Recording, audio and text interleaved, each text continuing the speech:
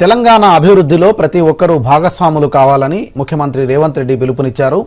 మాజీ governor CH Vidyasagar Rao ఆత్మకథ ఉనిక పుస్తకాన్ని సీఎం రేవంత్ రెడ్డి హైదరాబాద్లో ఆవిష్కరించారు.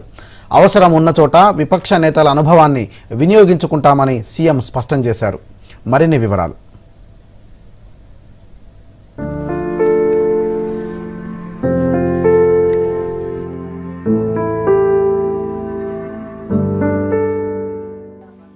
తెలంగాణను $1 ట్రిలియన్ ఆర్థిక వ్యవస్థగా తీర్చిదిద్దేందుకు అన్ని వర్గాల సహకారం అవసరమని ముఖ్యమంత్రి రేవంత్ రెడ్డి అన్నారు. రాష్ట్ర అభివృద్ధికి ఎవరి సలహాలైనా తీసుకునేందుకు తనకెలాంటి భేషజాలు లేవని స్పష్టం చేశారు సీఎం.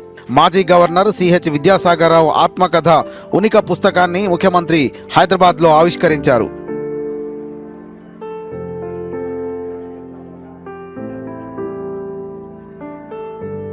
ఈ సందర్భంగా సీఎం మాట్లాడుతూ విద్యాసాగర్ రావు అనుభవం రాష్ట్రానికి చాలా అవసరమని తెలిపారు. మెట్రో, రీజనల్ రింగ్ రోడ్డు విషయంలో కేంద్ర ప్రభుత్వం సహకారం తెలంగాణకు అవసరమని ప్రధాని మోదీని కోరినట్లు రేవంత్ రెడ్డి తెలియజేశారు. కేంద్రం సహకరిస్తేనే రాష్ట్రాల అభివృద్ధి పరిపూర్ణమవుతుందన్న ఆయన గత పాలకుల నిర్లక్ష్యంతో ఒకప్పుడు 2వ స్థానంలో ఉన్న హైదరాబాద్ మెట్రో నేడు 9వ స్థానానికి పడిపోయిందన్నారు. మనం పోటీ పడాల్సింది అమరావతితో కాదు, ప్రపంచ స్థాయి నగరాలతో అని రేవంత్ రెడ్డి అన్నారు. విశ్వ నగరంగా మారాలి అంటే మనకు రీజనల్ రింగ్ రోడ్డు కావాల్సిందే. రీజనల్ రింగ్ రోడే కాదు, రీజనల్ రింగ్ రైల్ గురించి కూడా నేను ప్రధానమంత్రి గారి దృష్టికి తీసుకెళ్లిన.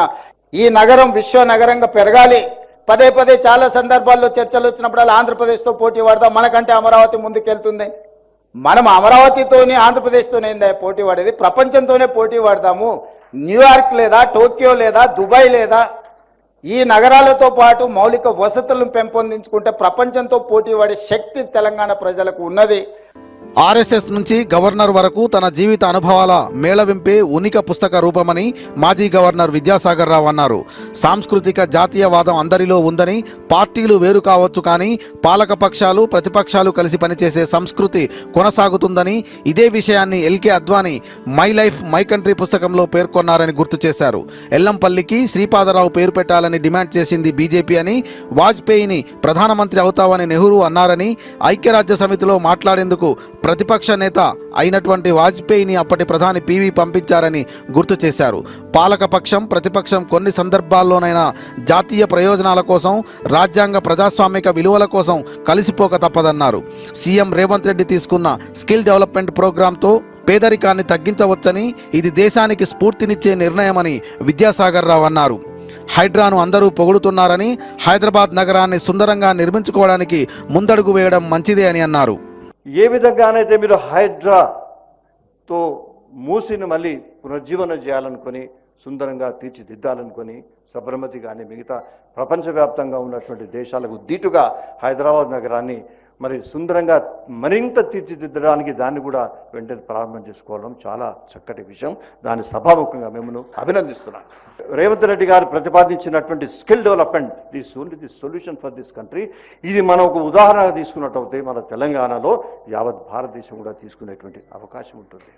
తెలంగాణ విమోచన దినోత్సవాన్ని అధికారికంగా నిర్వహించుకోవడానికి విద్యాసాగర్ రావు చేసిన కృషి మరువలేనిదని కేంద్ర హోంశాఖ సహాయ మంత్రి బండి సంజయ్ అన్నారు. యువతకు విద్యాసాగర్ జీవితం మార్గదర్శనమని కొనియాడారు. తెలంగాణ విమోచన దినోత్సవం అంటేనే విద్యాసాగర్ గుర్తొస్తారు. తెలంగాణ విమోచన దినోత్సవం అధికారికంగా జరపాలని చెప్పి భారతీయ జనతా పార్టీ ఏదైతే ఉద్యమం చేసిందో ఆ ఉద్యమానికి కర్త కర్మక్రియ శ్రేష్ఠ విద్యాసాగర్ గారు.